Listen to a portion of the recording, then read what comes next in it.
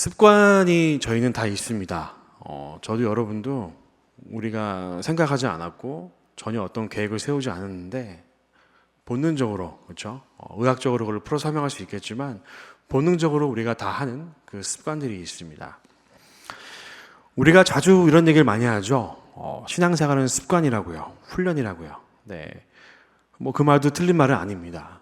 그런데 그 습관은 참 장점과 단점도 있겠지만 단점 중에 하나는 그 습관을 내가 왜 하는지, 매일매일 하는 그 루틴, 밥을 먹고 일어나서 직장을 다니고 운동을 하고 대화를 하고 커피를 마시고 많은 그 행동들이 있는데 그 습관들은 그냥 그 의미가 퇴색이 되어도 그냥 우리는 그 습관대로 행합니다.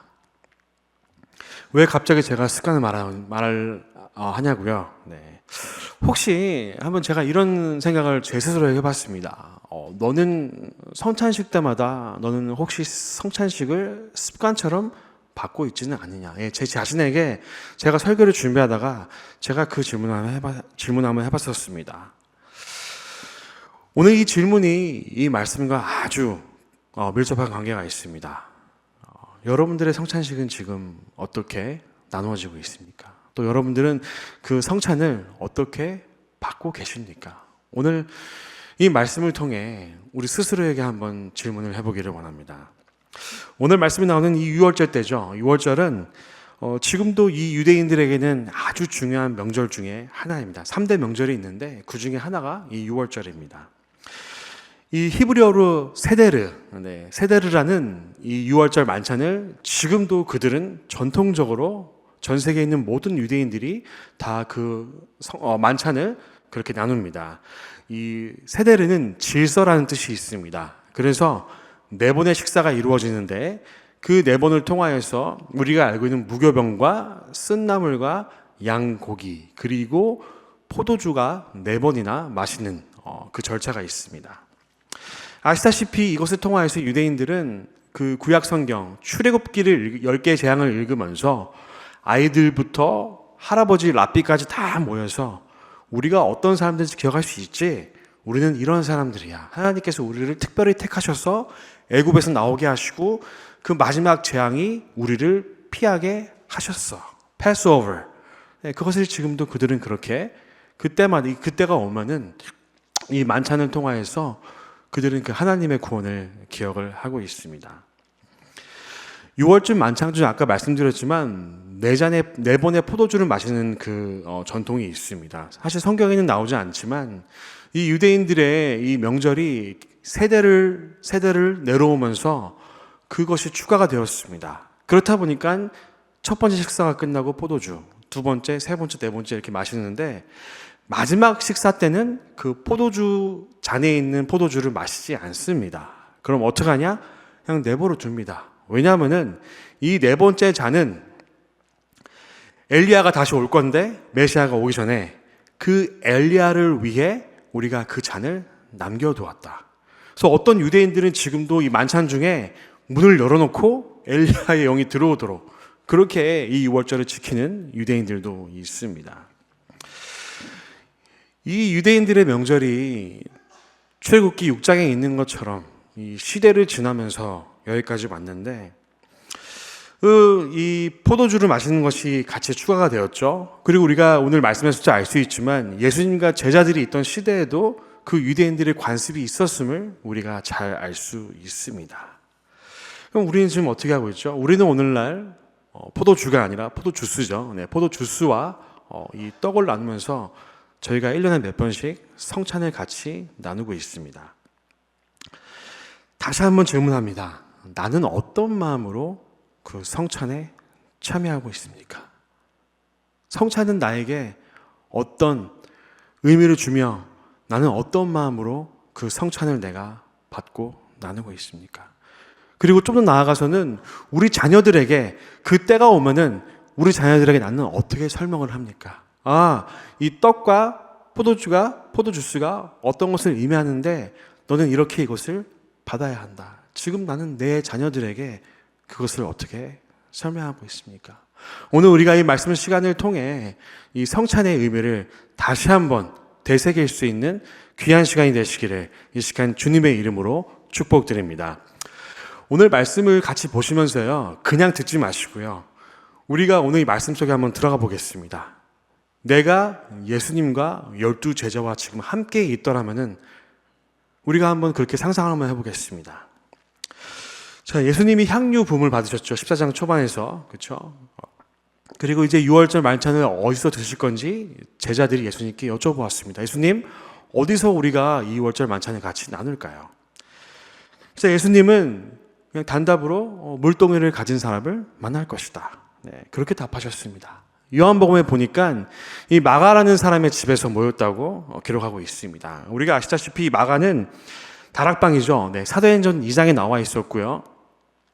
그 성령이 강림했던 곳과 동일한 곳이라고 우리가 그렇게 알 수 있습니다. 또한 초대교회가 시작된 곳이라고 우리는 너무나 이것을 잘 알고 있습니다. 사진 한번 보여주시죠. 제가 사진을 좀 준비했는데요. 네, 이게 오늘날 예루살렘 안에 있는 이 마가의 다락방이라고 추정되는 곳입니다. 한 70평에서 80평 되고요. 여러분들이 가시게 되면은 여기를 가보실 수가 있습니다. 근데 제가 조금만 팁을 드리면은 한국 분들이 자꾸 오셔가지고 찬양을 막 크게 부르시는데 여기서요. 네, 그렇다 보니까 조금 이제 민폐가 된다는 그런 얘기가 있었는데 감사합니다. 네, 여러분들 절대 그러지 마시기 바랍니다. 네, 묵상하는 마음으로, 묵상하는 마음으로 예수님이 제자들과 그곳에서 어떻게 성찬을 나누셨을까 한번 상상해 보시면서 그곳을 방문하면 좋지 않을까 그렇게 생각이 되었습니다. 그래서 예수님은 그날 저녁에 마련된 그 6월절 만찬의 자리에서 제자들과 함께 그렇게 식사를 나누셨습니다. 요한복음에서는 예수님께서 그들의 발을 씻기셨다고 나오고 있습니다. 그런데 마가는 그것을 기록하고 있지 않습니다. 그리고 예수님 먼저 이 무교병을 나누어 주셨습니다. 우리가 먹는 그 빵이 아니라요, 무교병이죠. 6월절 때 먹는 무교병을 그들에게 떼서 나누어 주셨습니다. 이 무교병은 아시다시피 이스라엘을 급히 나오느라고 누르고 넣지 말고 그 떡을 만들어라. 이것은 구원의 긴박함을 의미합니다. 또한 이 누르기 없는 것은 죄가 없음을 상징하기도 있습니다. 예수님께서 그것을 떼어주신 이유는 내 몸이 이렇게 떼어질 것인데 그걸 통하여서 너희들의 누룩이 다 없어질 것이다. 그 구원의 의미를 담고 있습니다. 그리고 예수님은 이 제자들에게 포도주가 담긴 그 잔을 나누어 주셨습니다. 이 포도주의 의미는 예수님께서 사랑으로 그 십자가에서 흘리실 그 보혈을 의미하기도 하지만 그 내적인 변화도 의미하고 있습니다. 죄사함을 받고서 정말 그 하나님과의 친밀한 그 관계를 통해서 내 멋대로 살던 그 삶이, 아니면 습관대로 살던 그 내 삶이 내가 하나님과 가까워지면서 내 삶이 변할 수 있다. 내 삶이 변한다. 그런 내적인 의미도 포함하고 있는 것이 바로 포도주입니다. 24절 오늘 말씀 보니까요, 이르시되 이것은 많은 사람을 위하여 흘리는 나의 피 곧 언약의 피니라. 우리가 잘 아는 구절이죠. 예레미야서 31장 31절 34절에 있는 그 새 언약을 예수님은 너무나 잘 아셨기 때문에 제자들에게 바로 그것이 이 이야기다라고 설명하는 것입니다. 말씀을 제가 준비하지 않았지만 34절에서 보면은 큰 자부터 작은 자까지 나를 다 알 것이다. 그런데 이것은 정말로 그냥 아는 것만이 아니라 그들이 나를 믿고서 그들이 구원받고 그들의 삶이 변할 것이다 라는 그 뜻을 가지고 있습니다. 그리고 25절에 있는 것처럼 정말 내가 포도나무에서 난 것을 하나님 나라에서 새 것으로 마시는 날까지 다시 마시지 아니하리라 하신 말씀, 조금은 알쏭달쏭합니다. 아니, 예수님 왜 이 말씀을 하시지? 이 포도주는 이 나라가 완성되는 날, 다시 예수님 모시는 그날 우리가 천국에서 같이 마실 그 완벽한 잔치를 말하고 있습니다. 그때까지 나는 그 포도주를 미리 마시지 않겠다. 십자가에서 예수님 포도주에 입이 한번 들어오지 않으셨습니까? 그렇죠? 근데 그것을 포도주인지 아시고 뱉어버리셨습니다. 아니다. 아직은 내가 포도주가 마실 때가 되지 않았다. 그러니까 이렇게 우리가 이 잔을 받을 때에는 우리가 천국 소망까지 그렇게 마음에 새길 수 있다는 것입니다. 여러분들은 어떤 마음으로 성찬식에 참여하고 계십니까? 예수님 나 믿습니다. 이 살과 피를 찢기고 흘리시면서 나를 위해 돌아가셨습니다. 참 은혜가 됩니다, 예수님. 예수님, 제가 구원받아서 전 나중에 그 천국 잔치에 참여할 수 있습니다. 네, 여기까지 참 다 우리가 알고 있고 너무 좋은 내용들입니다. 그런데 제가 이 말씀을 묵상하다가 한 가지가 빠져있는 것을 알게 되었습니다. 제가 지금 방금 드린 내용은 아마 여러분들만이 아니라 여러분들의 자녀와 심지어는 우리 아이들까지도 다 알고 있는 그런 내용입니다. 저도 어릴 때 유치부 때 수련회를 처음 갔는데 카스테라빵 아시죠? 거기다가 써니텐 아시면 조금 나이가 드신 건데 이제 그 포도 써니텐에다가 그걸 찍어서 먹는데 달잖아요.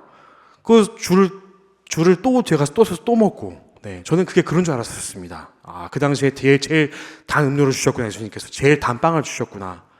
저에게 아무도 설명해 주지 않으셨기 때문에 저는 몰랐습니다.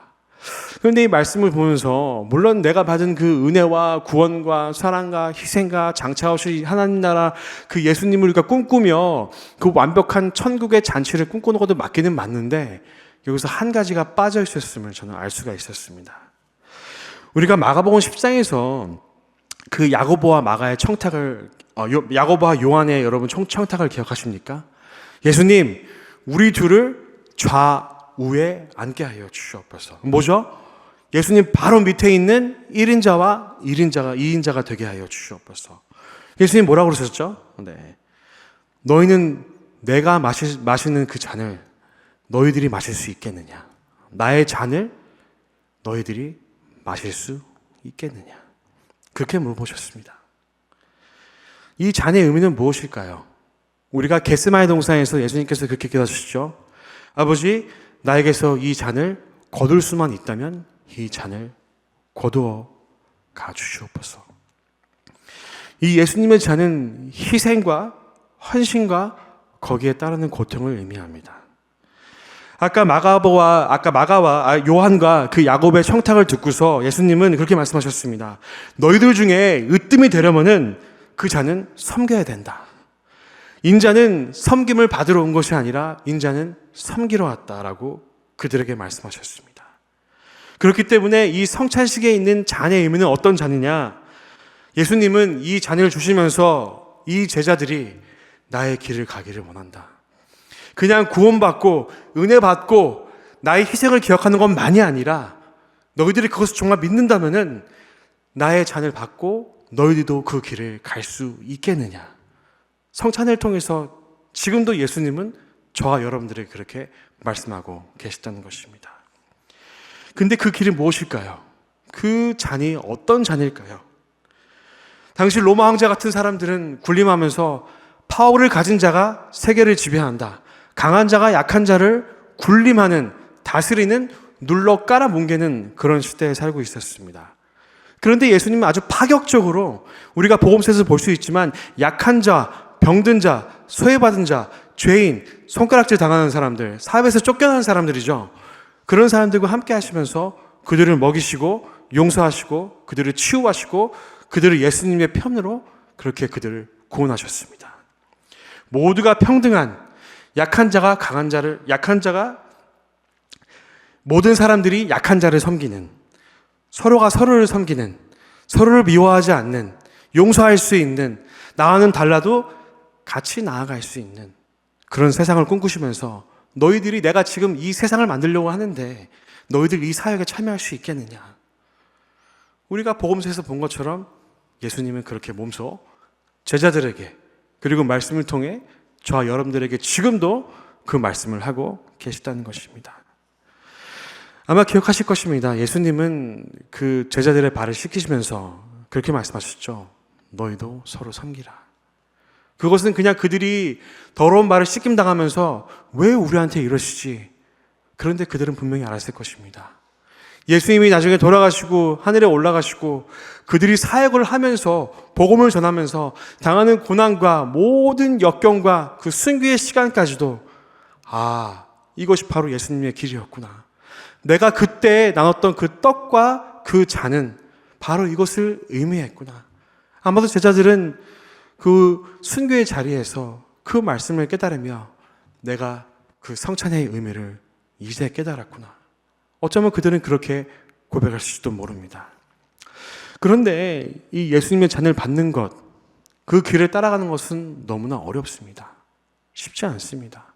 목사인 저도 하루에도 몇 번씩 넘어지고 저의 연약함이 너무나 드러나는데, 주님, 제가 어떻게 온전하게 이 길을 갈 수 있겠습니까, 주님?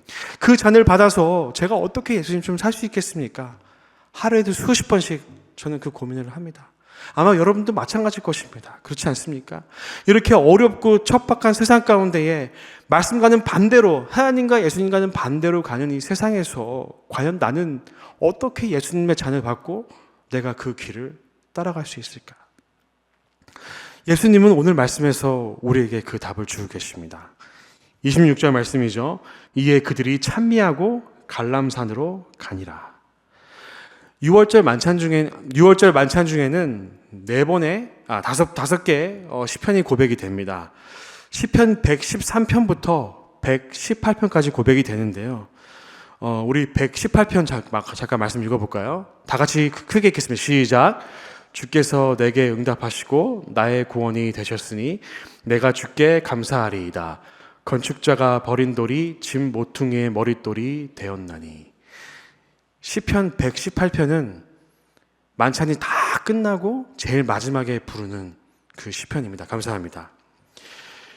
예수님은 제자들과 그들이 찬미하고 바로 이 시편들을 그들이 잘 고백을 한 것입니다. 이 시편 113부터 118까지는 보통 할렐시라고 부릅니다. 왜 할렐시냐? 거기에 할렐루야가 많이 들어가 있습니다. 제가 내용을 조금만 여러분들께 요약시켜드리면요, 왜 하나님을 찬양하느냐? 그 이유가 약한 우리를 구원하신다, 우리와 함께 하신다, 우리를 돌보신다. 그리고 이 말씀에는 분명히 예수 그리스도를 예표하는 그 장차 그 한 사람이 나와서 모든 사람들을 구원할 것이다. 그 시편에는 그 내용도 있습니다. 예수님 제자들과 이 말씀을 고백하면서 찬양하면서 나아가는데, 주님, 제가 이 말씀대로 오늘 다 이루겠습니다.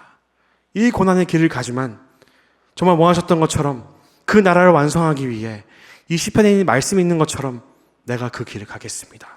주님, 또한 시편대로 내가 하나님을 찬양합니다. 우리 아버지를 찬양합니다. 이 모든 인류를 구원하시고 저를 통해 십자가의 보혈을 통해 구원하실 그 하나님의 은혜와 사랑을 할렐루야 찬양합니다. 예수님은 이 찬양을 부르시면서, 시편을 부르시면서 그 길을 묵묵히 가시면서 두려우셨지만 지키시는 하나님, 인도하시는 하나님을 의지하면서 그 두려운 길을 나가셨던 것입니다. 사랑하는 성도 여러분, 오늘 여러분과 저의 잔은 어떤 의미를 담고 있습니까? 혹시 나는 여전히 그냥 받고 감사합니다 주님 에서 끝나지 않고 있습니까? 세상은 2000년 전이나 지금이나 똑같습니다. 말씀과는 반대로 이기적인 마음으로 힘을 가져야 남 위에 군림할 수 있고 무언가를 많이 모아야 내가 편안하게 살 수 있다고, 내 이름을 남겨야 그것이 성공하는 삶이라고 세상은 지금도 우리에게 말하고 있습니다. 그러나 예수님은 그렇게 하지 않으셨습니다.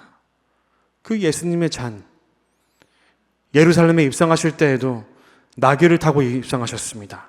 로마 황제, 관리들의 정말 그 휘황찬란한 그 행진대와 군사들, 예수님은 그렇게 하지 않으시고 아주 평범한 나귀, 나는 인자가 섬기러 왔다, 나의 잔은 그런 잔이다, 예수님 몸소 그렇게 삶을 우리에게 보이셨던 것입니다.